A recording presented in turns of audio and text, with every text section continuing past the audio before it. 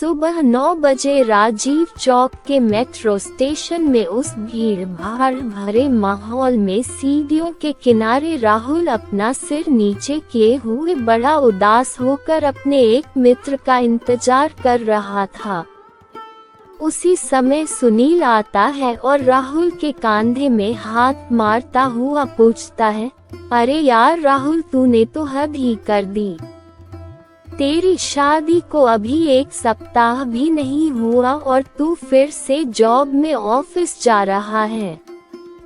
यार पत्नी के साथ छुट्टियां मना, कहीं घूमने जा, भाभी को भी दिल्ली या देहरादून दिखा, घूम फिर मौज कर। सुनील बोला जा रहा था लेकिन राहुल था कि अपना सिर उठा ही नहीं रहा था। ये देखकर सुनील ने गंभीर होकर पूछा, यार सब कुछ ठीक तो है न, तू ऐसा उदास क्यों दिख रहा है? राहुल तब भी चुपचाप था। ये देखकर सुनील ने कहा, तबीयत तो ठीक है न, और भाभी यार तू बोलता क्यों नहीं, घर में सब ठीक तो है न? राहुल ने गहरी सांसें लेकर धीरे से बुदबुदाते हुए बोला, यार बहुत बड़ी गलती हो गई। अनीता मेरे जैसे नहीं है, वो मॉडर्न नहीं है, गांव की है, अच्छी अंग्रेजी नहीं जानती, उसका रहन सहन, उसका स्वभाव। यार हमेशा बाइबल पढ़ना, हमेशा प्रार्थना और प्रभु प्रभु कहना, यार ये भी कोई जिंदगी है? 3 दिन में ही परेशान हो गया हूँ, गले की हड्डी हो गई है वो मेरे लिए। मेरी तो जैसे जिंदगी ही बर्बाद हो गई है। सुनील ने कहा, अरे तू भी तो क्रिश्चियन है न? हाँ हूँ तो सही, लेकिन हम लोग बड़े दिन में और ईस्टर आदि में ही चर्च जाते हैं। यार हर समय बाइबल की बातें और यह सब कुछ दिखावा मुझे बिल्कुल अच्छा नहीं लगता। लगता है जैसे मैं अपने घर में नहीं किसी चर्च में रह रहा हूँ। सुनील ने दिलासा दिलाते हुए कहा, सब कुछ ठीक हो जाएगा यार, कुछ समय दे, भाभी को नई नई है, दिल्ली में सब कुछ सीख जाएगी। राहुल ने बात काटते हुए कहा, चल ऑफिस देर हो रही है। आज राहुल और अनीता को 3 माह हो चुके हैं, लेकिन राहुल अलग कमरे में सोता है और किसी भी तरह अनीता के सामने नहीं आना चाहता। घर से बाहर जाते समय माँ से चिल्लाकर कहता है, माँ मुझे देर हो जाएगी, वापस आने में आप लोग खाना खाकर सो जाना, मुझे एक जरूरी मीटिंग है। ये तो उसका रोज का बहाना हो गया था। अनीता जब भी पानी या चाय देती तो राहुल उसे ऐसे सलीके से गिलास या कप को पकड़ता कि कहीं उंगलियां स्पर्श न हो जाएं। अनीता हर वो प्रयास करती कि कैसे वो राहुल को खुश रखे, माँ का ध्यान रखती, सुबह से शाम तक घर को सजाने संवारने में लगी रहती।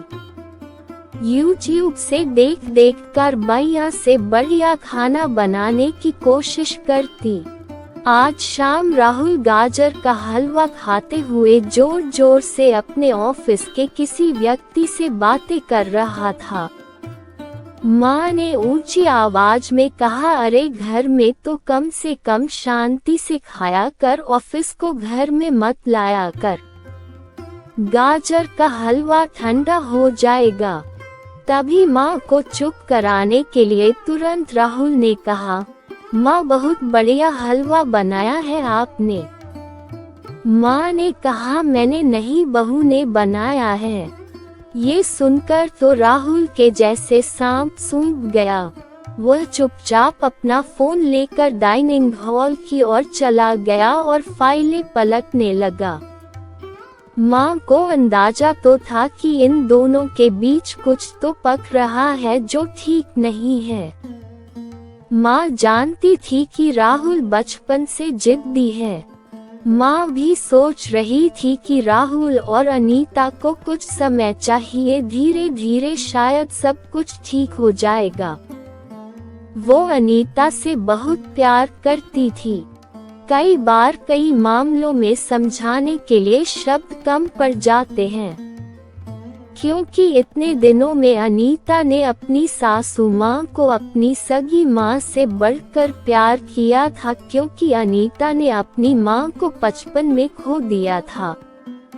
पिता ने ही माँ और बाप दोनों का प्यार दिया था, और उसे शादी के समय बोले गए पिता के वो शब्द भी अच्छे से याद थे, जो उन्होंने आंसू बहाते हुए विदाई के समय कहे थे।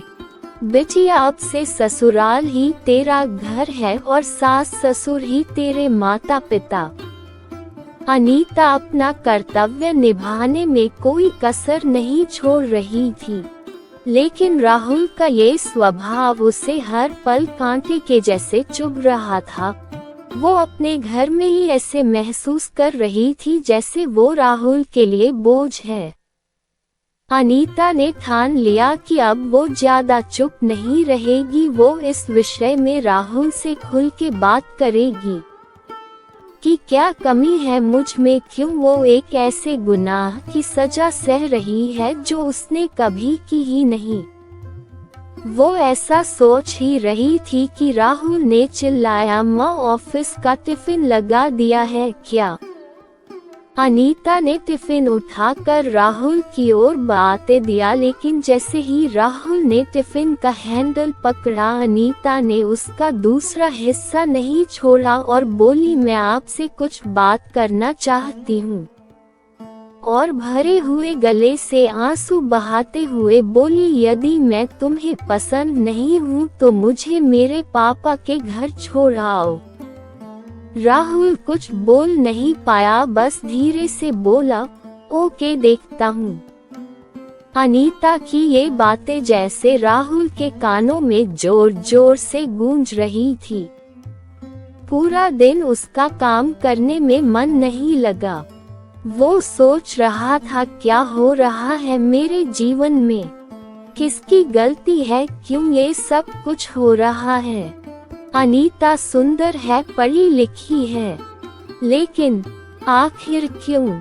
जो भी हो, अंदर से कहीं लग रहा है चलो अच्छा है बला चली, वो अपने घर चली जाएगी, कुछ दिनों में तलाक आदि के पेपर तैयार करवा लूंगा, वो भी किसी और से शादी कर सकती है और मैं भी आजाद। वो इस उधेड़-बुन में पूरा दिन कुछ काम न कर सका और टिफिन भी खाना भूल गया।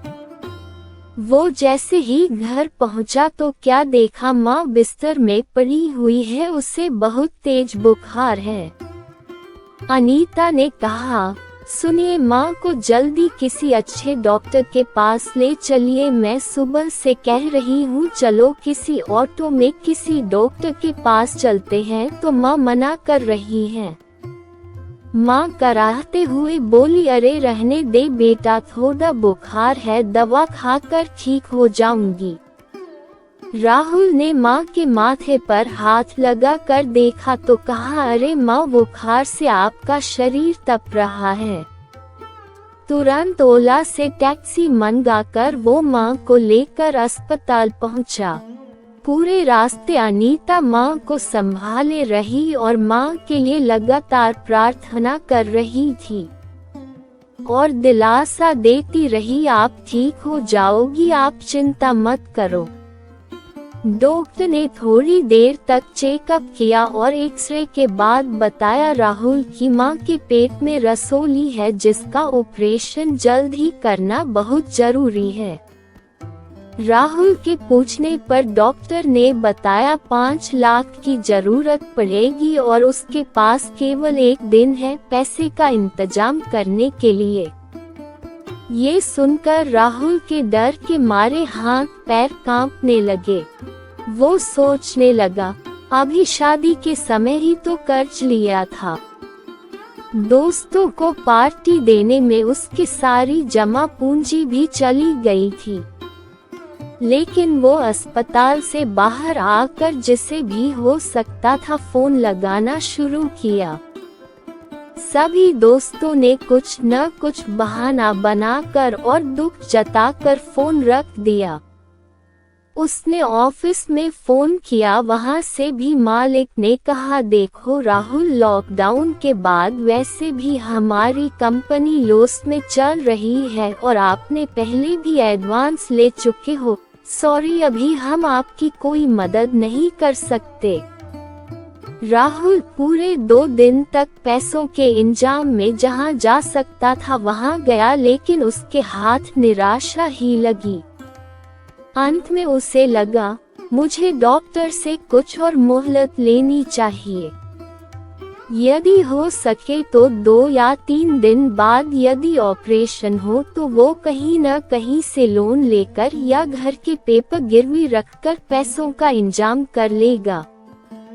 थका हुआ वो अस्पताल पहुंचा और सीधे डॉक्टर के केबिन में जाकर डॉक्टर के पैरों को पकड़ते हुए बोला, सर मुझे 2-3 दिन का और वक्त दीजिए, मैं आपका सारा पैसा दे दूंगा और ऑपरेशन के भी पैसे भर दूंगा। आप बस मेरी माँ की जान बचा लीजिए, मैं आपका यह एहसान जिंदगी भर नहीं भूलूंगा। राहुल रो रहा था। डॉक्टर ने कहा, अरे तुम क्यों परेशान हो रहे हो, तुम्हें तो खुश होना चाहिए, ऊपर वाले ने तुम्हें इतनी अच्छी पत्नी दी है, उसने पूरा पैसा चुका दी है। तुम्हारी माँ का ऑपरेशन तो हो चुका है और वो अब खतरे से बाहर है, वो अब बातें भी कर सकती है। आज छुट्टी हो जाएगी, आप अपनी माँ को घर ले जा सकते हैं। राहुल को सुनकर यकीन नहीं हुआ। वो दौड़ा और लेडीज वार्ड में माँ के पास पहुँचा तो देखा माँ बिस्तर में पीछे टिकी हुई बैठी है और अनीता उनके पैरों को हल्के हल्के से दबा रही है।